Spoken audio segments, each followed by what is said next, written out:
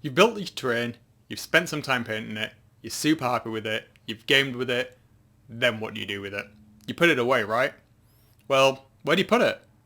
I'd been putting all of my terrain in plastic boxes and storing them away, which is great, but sometimes it all gets mixed together, I don't know what's what, and if you want to play a specific game like Killteam with certain rule sets, then you want the right terrain. Well, it all comes in a box. I was like, maybe it'll fit back in the box, but I wanted to do it in a structured way. Well, I did. Let me show you how.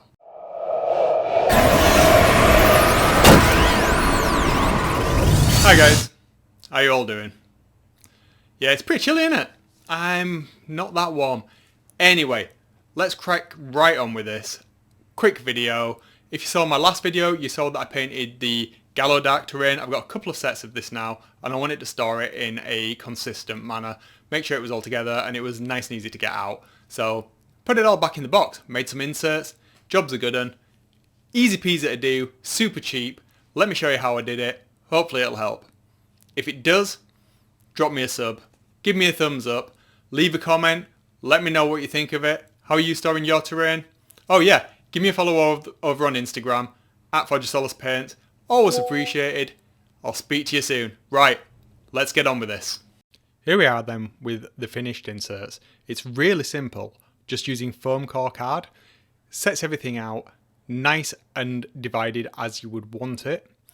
Then another piece of foam core card on the top, fits absolutely perfectly. On top of that, we can then put any of the additional pieces that we have, and it's all kept in the same box. The lid goes on perfectly, and we can store it away wherever you want.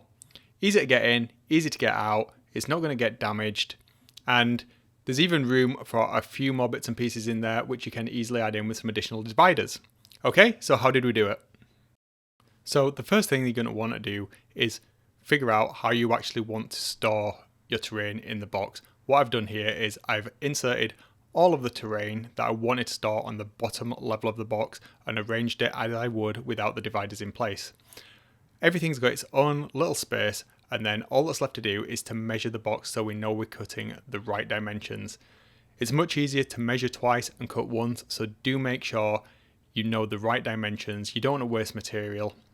And obviously it's worth mentioning, when you're measuring the height, you want to measure the height of the highest bit of terrain that you want to store on the bottom level of the box, just to make sure that you can get that tray that goes on top the right height without damaging anything.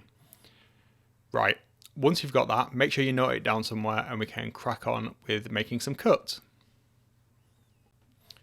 Now what I'm using to make the dividers is this foam core card.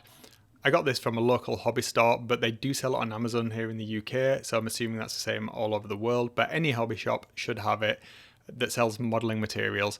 But you don't have to use this. You could use corrugated card or any other stiff material that you can glue and cut. Okay, so what we want to do is take those measurements we got in the first step and mark out where we're going to put us cuts. Now, this is going to be different for everyone, depending on what box it is and what you want to store and the orientation of what you want to put in what location. So there's no point in me going through each and every step of this, but just make sure that you mark it out as accurately as you can. And before you make any marks or any cuts, really, you can think about how you want to orientate it on your card so you make the best use of the material at hand and you're not wasting any. Now, once you've done this, mark it out, draw the lines, and you'll be ready to cut it. It's very simple to do, just using a hobbycraft knife on a cutting mat. So we've made some of us cuts. What we want to do is definitely make sure that we measured the right size and we cut to the right size. So let's dry fit them into the box, make sure they fit in the locations that we want them to go for our own specific layouts. Once we've done that, we can make any slight adjustments simply with a craft knife, just so it's a nice snug fit. At this point, what I did was get the horizontal dividers, lay them on top of the vertical dividers, and then mark where I'd be cutting in the slots on each side so that they would fit together nice and easily. Now, you don't have to do this. You could simply just glue them into place and cut them at the exact size, but I wanted to do this to add a little bit more sturdiness to it, and you could even additionally glue them.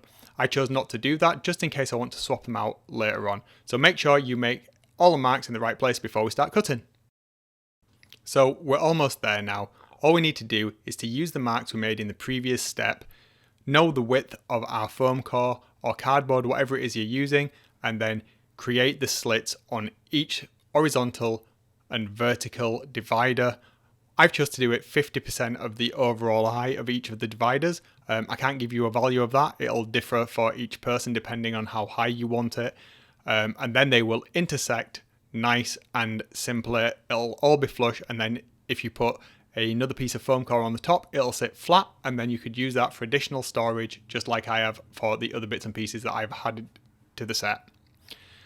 Easily enough to cut out, get back on the cutting mat, we use as a hobby knife, and we just simply slice down, and we rinse and repeat that for as many that we need to create the divider setup that we did in the original step. And with those final cuts made, all that's left to be done is to slide them into place, make any final adjustments that you need to do so everything's sitting flush and level, and, well, make sure everything fits in as you want. Once that's the case, put the rest of the dividers in, and all you need to do is put another piece of foam core on top. Now what I chose to do here with the foam core that I put on top was, once I'd cut it to size, was cut a couple of notches out of each of the edges, just to make it easier to get in and out. And obviously you can start anything you want on here. Additional gaming materials, books, whatever you want, even some of your miniatures. Well, that's it. Please do leave me a sub if you've not. If you enjoyed this video and you found it useful, leave me a thumbs up, perhaps share it. Don't forget to follow me on Instagram, and I'll see you next time.